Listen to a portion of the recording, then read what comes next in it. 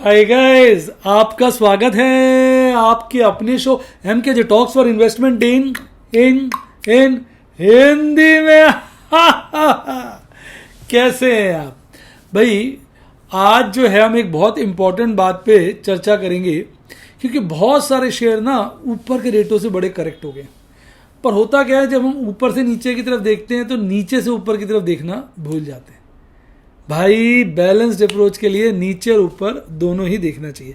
अब आप कहेंगे सर ये नीचे ऊपर क्या कह रहे हो, समझ में नहीं आ रहा। मैं आपको अच्छे एग्जाम्पल से समझाता हूँ। मेरी निगाह में इस वक्त 4 शेयर्स हैं जिन पर मैं खरीदारी करने का पूरा निर्णय ले चुका हूँ। एक हो गया TCS, एक हो गया विप्रो, एक हो गया HCL टेक और एक हो गया टेक महिंद्रा।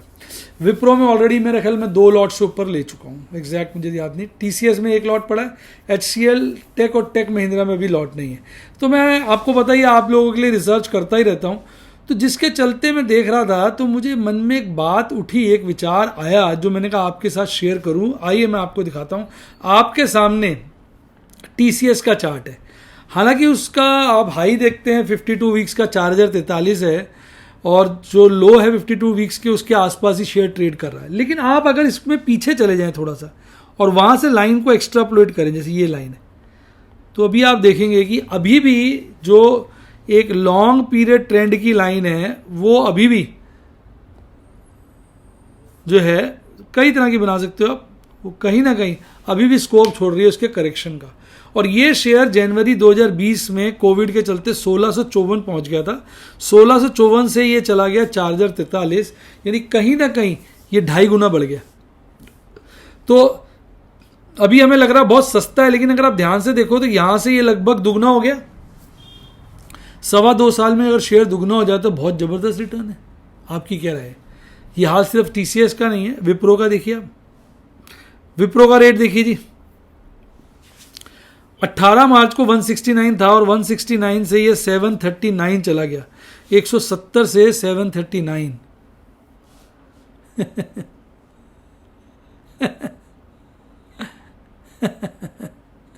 कितने गुना हो गया? जरा नया कैलकुलेटर निकाल लो। 740 को 170 से डिवाइड करो, ये 4 गुना के आसपास हो गया मेरे हिसाब से। 740 को 170 से डिवाइड करो, 4 गुना हो गया। और अगर इसकी भी ब्रॉडर ट्रेंड लाइन बनाई जाए तो वो भी अभी यहां आती है 4.35 सवा 4 4.5 गुना के आसपास हो गया। अब वहां से गिर के 405 तो आ गया है, लेकिन नीचे से देखोगे, खैर इसमें अच्छी करेक्शन होगी, उतनी TCS में नहीं हुई है। तो ये बात का भी आपको ध्यान रखना चाहिए। पता चले यहाँ से 100 रुपये और गिर गया और आप चीखते चिल्लाते रहे। ये मैं सिर्फ सावधान कर रहा हूँ, मैं ऐसा नहीं कह रहा हूँ ऐसा होगा। अब बात करते हैं HCL टेक की। ये 413 पे घूम रहा था, 1373 हो गया, यानी 2.25 गुना हो गया। अगर इसकी लॉन्ग टर्म ट्रेंड लाइन पीछे को देख के बनाई जाए तो अभी भी इसमें गुंजाइश है गिरने की। हालांकि ये भी अपने ऊपर से काफ़ी नीचे आ गया है, 1337 से 890 के करीब आ गया। अब आप टेक महिंद्रा का देखिए भाई साहब, 526 से बढ़ता बढ़ता 838 हो गया, यानी 3 गुना 3.5 गुना हो गया। और इसकी ट्रेंड लाइन देखी जाए तो ये लगभग सेटल हो गया है, क्योंकि अपने पीक से भी काफ़ी करेक्ट हो चुका है। लगभग 1838 से 1000 पे आ गया है, यानी कुछ ना कहो तो 40-45% करेक्ट हो चुका है। तो जो शेयर ज़्यादा भागे थे वो गिरे भी ज़्यादा है। तो ये सब बातों का भी आपको ध्यान देना चाहिए। यानी इन चीज़ों को ध्यान में रखते हुए अपने रिस्क रिवॉर्ड एपेटाइट के हिसाब से आप ये अच्छे शेयर्स खरीद सकते हैं। पर जहाँ भी खरीदें ये मान के चलिएगा कि लॉन्ग टर्म वैल्यूएशन हो सकता है अभी भी हायर साइड पे हो। हमें इसका ज्ञान नहीं होता है, क्योंकि रिटेल इन्वेस्टर्स के पास इतनी इन्फॉर्मेशन नहीं होती है। मेरा ऑब्जेक्टिव साफ था, आपको सचेत करना, मैंने सचेत कर दिया। आपको मेरा ये सचेत करना कैसा लगा कमेंट में बताइए।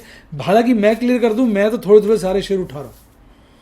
मैंने टेक विप्रो बहुत सारा उठा लिया, बाकी अभी 3 बचे हुए हैं। टेक में TCS, और ये किसी दिन भी मैंने उसकी TCS की 2 पुट्टे बेच रखी हैं। टेक महिंद्रा और HCL टेक में काम नहीं किया, पर इनको भी मेरा उठाने का पूर्ण मन बन चुका है। अगर यहाँ से ये 100-150 रुपये टूट जाए तो डेफिनेटली मैं अच्छी मात्रा में इनको खरीद डालूंगा। मैं तो देखो विचार बना के खरीद लेता हूँ। अभी मैंने 2 लॉट उसके भी खरीद लिए थे, भारतीय एयरटेल के। तो मैं विचार बना लेता हूं, तो अपने विचारों के ऊपर चलता हूं और उनको अच्छे लेवल पे खरीद लेता हूं। HCL को भी मैंने खरीद लिया, 1 लॉट मैंने HUL का भी खरीद लिया, वो कम है। इनके लॉट मुझे और बढ़ाने हैं जिन पे मेरी निगाहें लगातार बनी हुई हैं। अब देखिए शेयर बाजार की कहानी, MKJ की जुबानी। अच्छा, मैं फिर एक बार फिर बोल दूं, मैंने सचेत किया है, ना मैंने आपको डिस्करेज किया ये शेयर खरीदिए, ना मैंने आपको इंकरेज किया ये शेयर खरीदिए। मैंने आपको ये बताया कि ये शेयर अपने टॉप से काफ़ी करेक्ट हो गए हैं, खरीदने वाले बनते हैं, लेकिन बॉटम इनका भी हो सकता है थोड़ा और नीचे हो। तो आप अपने रिस्क रिवॉर्ड के हिसाब से अभी से थोड़ा थोड़ा खरीदना शुरू कर दें, रुक के खरीदें या सारा ही अभी खरीद लें, ये निर्णय केवल आपका है। पैसा आपका है, ध्यान आपका है, प्रॉफिट आपका है, लॉस आपका है, तो साहब निर्णय भी तो आपका है। तो सिर्फ यही मुझे कहना था। आइए अब शेयर बाजार की कहानी की तरफ चलते हैं। तो भाई बढ़ गई जी, बढ़ गई, आज फिर से बढ़ गई, 20 के पार इंडेक्स में लॉन्ग हो चुकी है और स्टॉक में लॉन्ग थोड़ी घटी है। तो कहीं तो कुछ चल रहा है, वैसे तो अच्छे संकेत हैं, और वैसे भी अभी हल्का है बाजार। एक बार ये भागेगा तो 50% तो आराम से क्रॉस करेगा। ओए जी, ओए जी, ओए जी, ओए ओए जी, ओए जी, ओए जी, ओए जी। बच्चे कहेंगे सर ओए जी क्यों कर रहे हैं भाई? 2 दिन बड़े दिनों के बाद हमने देखी आज, 2 दिन लगातार खरीदारी है, 2 दिन लगातार खरीदारी। और आज तो रिसेंट पीरियड की सबसे बड़ी खरीदारी 976 करोड़ की, और इसके सामने DIs ने 100 करोड़ का माल बेचा और नेट 875 करोड़ की नेट खरीदी आई। ऐसा लग रहा गाना, अब लौट चले, ऐसा लग रहा है FIs वापस लौट आ रहे हैं हमारे पास। बाकी भैया FI से कुछ भरोसा नहीं, कभी भी धोखा दे देते हैं। इनको मैं फेयर वेदर फ्रेंड्स कहता हूँ, अच्छे पीरियड के दोस्त हैं और भाग भी सबसे पहले लेते हैं। भाई आज निफ्टी 50 ने कमाल किया, देखिए आप कितनी वोलेटिलिटी रही है। पिछली क्लोजिंग थी 16,278 पर, तो और आज गैप डाउन ओपनिंग करी। सारे संकेत नेगेटिव थे, 100 पॉइंट के लगभग की गैप डाउन ओपनिंग शुरुआती दौर में ही, वही जहाँ खुला था वही आज का लोएस्ट था। सारे संकेत थे गिरेगा बाजार, पर गिरा ही नहीं, ऊपर गया थोड़ा गिरा, ऊपर गया थोड़ा गिरा, ऊपर ही भागता चला गया और लास्ट में 16,360 के लपेटे में पीक बनाया और हल्का से गिरकर 16,340 पर, यानी डेज हाई के बहुत नज़दीक बंद हुआ। हालांकि 62 पॉइंट ही चढ़ा है, 0.38% चढ़कर बंद हुआ। आज Axis Bank, IndusInd Bank, M&M, Apollo Hospital, Tech Mahindra, Tata Steel, Bajaj Finserv लगे ही हुए थे शोर मचाने में। गिरने वालों में ONGC, Nestle, HDFC life, HCL tech, Tata consumer product, sun pharma, Cipla, इनकी लगी हुई थी बैंड। HDFC लाइफ गिरा था, ये गैप छूट गया और कैंडल ऊपर की तरफ ही जा रही है। आपको क्या लगता है कि MKJ गैप फिलिंग थ्योरी अब की बार सक्सेसफुल होगी या धोखा है जी? धोखा है, इस धंधे में धोखा है। वैसे ट्रेंड तो इस वक्त अप का ही बन रहा है, देखो थोड़े पीरियड का देखोगे अप का ही ट्रेंड बन रहा है। MACD चार्ट पे देखोगे तो 2 दिन से लगातार बुलिश क्रॉसओवर स्ट्रॉन्ग ऑर्डर और RSI बहुत मजबूत हो गया, 61 के आसपास आ गया है। और ऑप्शन चेन एनालिसिस की बात करें तो 16,340 पे बाजार बंद हुआ। 16,300 पे देखोगे तो कॉल रेटिंग बहुत जबरदस्त है, पुट रेटिंग है ही नहीं, कमाल है। 16,400 पे भी कॉल रेटिंग बहुत जबरदस्त है, पुट रेटिंग है ही नहीं। 16,300 पे भी नहीं है पुट राइटिंग। पुट राइटिंग 16,200 पे है, बहुत ज़बरदस्त। तो और कॉल का ओपन इंटरेस्ट तो 16,600 पे और बढ़ गया और पुट का ओपन इंटरेस्ट 16,000 से हटकर 16,200 पे चला गया। मैक्सिमम वाले ओपन इंटरेस्ट की बात कर रहा हूँ और यहीं पर मैक्सिमम पेन है 16,200 पे। अगर आप देखेंगे तो टोटल ओपन इंटरेस्ट भी हाईएस्ट है। तो क्या निष्कर्ष निकलता है? आज तो बाजार को भगाया गया, कॉल राइटर्स की लगाई गई है। हालांकि सुबह पुट राइटर्स को मारा होगा जब गैप डाउन ओपनिंग की थी 100 पॉइंट की। तो मुझे लग रहा है यार आज नहीं तो कल पुट राइटर्स की बत्ती लगाई जाएगी और बाजार को गिराया जाएगा। ये मेरा विचार है ऑप्शन चेन एनालिसिस को देखकर, क्योंकि यहाँ से अगर आप 300 पॉइंट बाजार को गिरा दो, 340 पॉइंट, तो भाई साहब लगभग 2 लाख ना सही तो 1,80,00,000 के पुट राइटर्स बर्बाद और तबाह हो जाएंगे।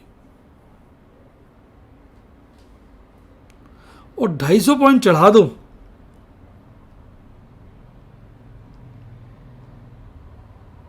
तो उतने ही कॉल राइटर्स तबाह हो जाएंगे। इस बाजार में तबाही के लक्षण साफ नजर आ रहे हैं।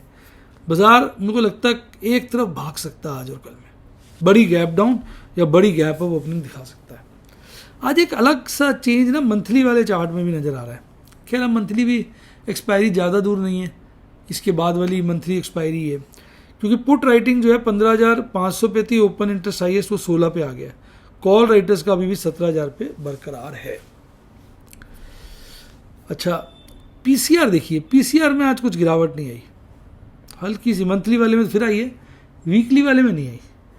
आज पीसीआर मेंटेन रहा है, यानी अभी पुट्टे बहुत लिखी हुई हैं, या तो पुट राइटर्स को इंकरेज कर रहे हैं लिखना लिखना लिखना लिखना, फिर उनको काटेंगे, मुझे ऐसा लग रहा है।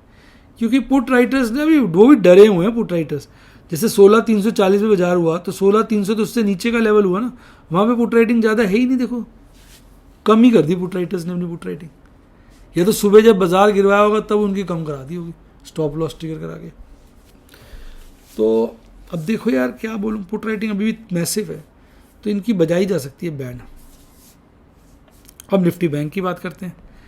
पिछला क्लोज था 35,358 का, तो वहाँ से करीबन 250 पॉइंट से ज़्यादा की गैप डाउन ओपनिंग करता है, और फिर वहीं एक बॉटम बनाता है स्टार्टिंग में 35,110 का, फिर भागता ही रहता है। लास्ट में 35,761 का बड़ा पीक बनाकर हल्का सा उसके नीचे 35,720 पर बंद होता है, 361 1% की तेजी के साथ। मेरी तो सारी की सारी कॉलें आईटीएम हो गई है निफ्टी बैंक की, 9 के 9 लॉट, 10 एक को तो काट ही चुका हूँ, 9 के 9 लॉट आईटीएम हो गए। अब तो 2 लॉट मेरे पास निफ्ट बैंक 20 पड़े, जिसके अगेंस्ट मैं अच्छी कॉलें बेच सकता हूँ, वो मैं रुक के बेचूंगा। अब bank of Baroda, federal bank, बंधन बैंक सब आज गोली बने हुए थे, और एक ही बैंक था लालियाली में, वो था कोटक महिंद्रा बैंक, बाकी सब हरियाली में। हालांकि दिग्गज बैंकों में कोई खास तेजी नहीं थी। वी शेप रिकवरी परफेक्ट है,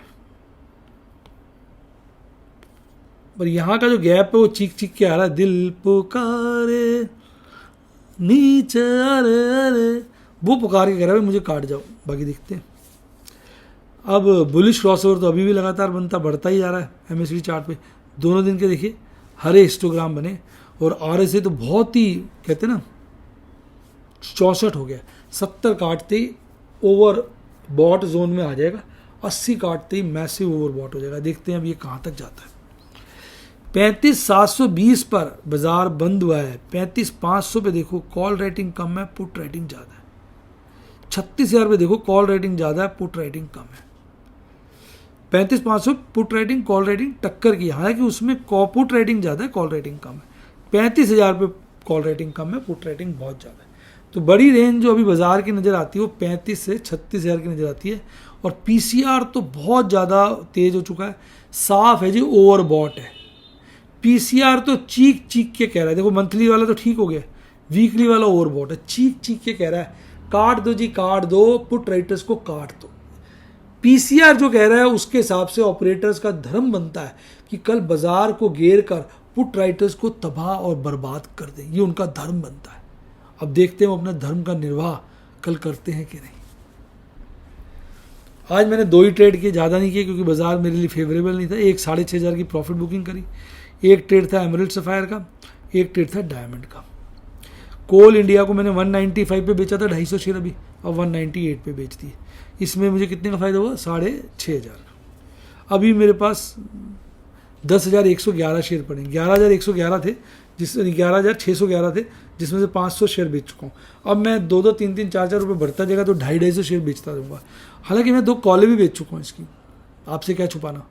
2 कॉलें हो गई 8400 शेयर की, तो एक 190 की बेची है, एक 200 की बेची है, तो दोनों ही आईटीएम होती नज़र आ रही है। अच्छा है, चले जाएंगे 20-25 लाख, घर आ जाएंगे।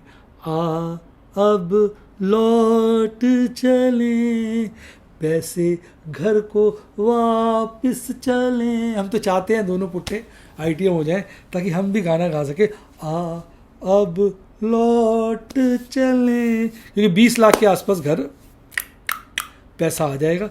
फिर नए ट्रेड्स में काम करने की सहूलियत हमको आपको मिल जाएगी। कैसा लगा डायलॉग कमेंट में बताइए। चलिए, तो ये थी आज की कहानी। अब मैं यही कहूँगा बेटा, शेयर बाजार खतरनाक जगह है, सोच समझ के ट्रेड करें। मेरे व्हाट्सएप के स्टूडेंट बने 7011-323-077 7011-323-077 मेरी टीम को कॉल करें। और मेरा टेलीग्राम चैनल का लिंक डिस्क्रिप्शन बॉक्स में, उसी से ज्वाइन करें। बाकी फेक चैनल मेरी फोटो के साथ भरे मैं भूल जाता हूँ, कल मैं एक फेक चैनल उसकी आपकी डिटेल में डिस्कशन करूँगा। इसके अलावा आपको मेरा यूट्यूब का स्टूडेंट बनना हो तो सब्सक्राइब के साथ ज्वाइन का बटन आ रहा है। अच्छा डीमेट अकाउंट खुलवाना तो लिंक डिस्क्रिप्शन बॉक्स में। इसी के साथ साथ bye bye bye bye bye bye and God bless you.